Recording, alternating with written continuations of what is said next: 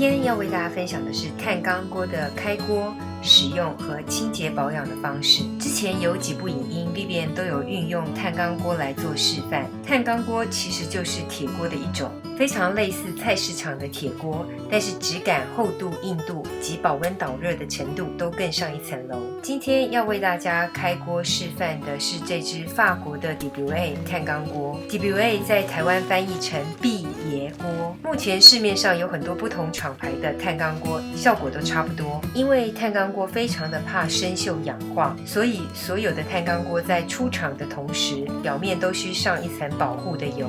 DBA 比较特别的地方是它运用蜂蜡作为保护层，所以开锅最主要的部分就是要把这个蜂蜡给去除。相较于我的另外一只 Movo 的碳钢锅，两只锅子基本上非常的相似，不过当初 Movo 的外表所涂的蜂蜡非常的厚，当初我花了相当大的心力来去除 Movo 的蜂蜡。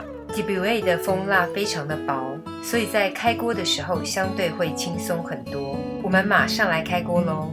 首先我们先冲入热水，我直接加入保温瓶的热水，热度一定要够热哦。我们要让锅子的毛孔全部打开，稍微的摇晃清洗之后呢，我们倒掉第一次的水。接下来我们继续冲洗第二次，一样是要用到够热的水哦。记得锅子的内部外部都需要冲洗，冲洗的同时部分的蜂蜡已经溶在水当中了。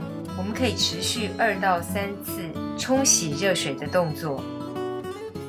这个时候锅子摸起来是非常烫的，锅子表面的毛孔也彻底的打开。我们趁热用厨房纸巾擦去锅子表面多余的蜂蜡，记得外表也同样需要哦。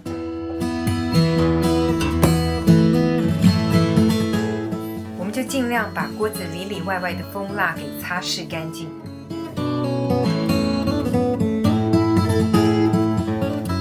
擦拭过的纸巾呢，也会带一点灰黑的颜色，没有关系，这是无机铁粉末造成的。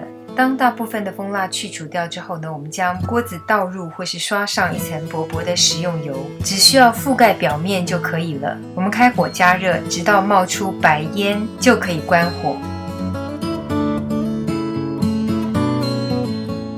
接下来我们要把锅中的油给去除掉哦。如果比较多的油，你可以用倒掉的，或是直接像我一样用厨房纸巾，直接把多余的油脂给擦拭干净。把锅子整个放凉之后，就算是完成开锅咯。准备要开始使用前，如果真的介意的朋友，可以再次的用热水烫一下，清洗一下。想要用菜瓜布也是可以，但是记得千万不要使用洗洁剂哦。碳钢锅要达到不粘其实不困难，大部分的锅具都是相同的原理，就是把锅烧热之后下油，产生油纹之后下食材。我今天手边刚好只有鸡蛋，我们就试试看各种不同鸡蛋的煎法，看看能不能达到不粘。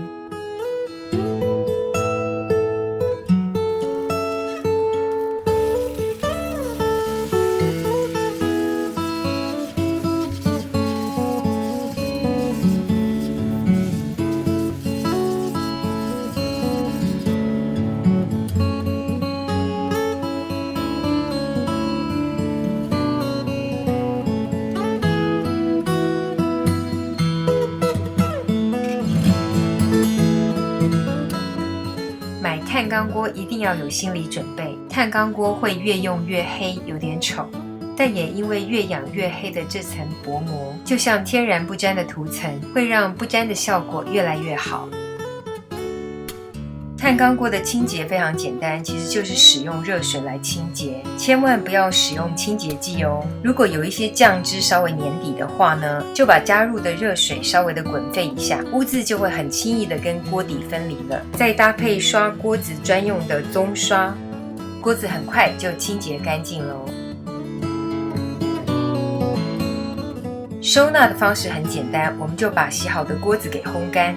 这个颜色不是没有洗干净哦，这是非常正常的，这个是碳钢锅的特性哦，会越用越黑，包含锅底的部分也是哦。如果真的看不顺眼它，硬要把它刷掉也是没问题，因为碳钢锅是不怕刷的哦。如果不是每天使用的朋友，在台湾这样的气候环境下，建议大家可以涂上薄薄的一层油来防锈。原厂附的这个牛皮纸袋记得不要丢掉哦，它的防潮吸湿效果非常的好。像我另外这只 Movo 的碳钢锅，其实我洗完之后呢，只有烘干了，完全没有上油，直接收纳在原厂附的牛皮纸袋当中，一样完全没有生锈哦。这个就是今天为大家分享的碳钢锅的开锅、使用、清洁和保养。梦幻厨房在我家，我们下次见喽，拜拜。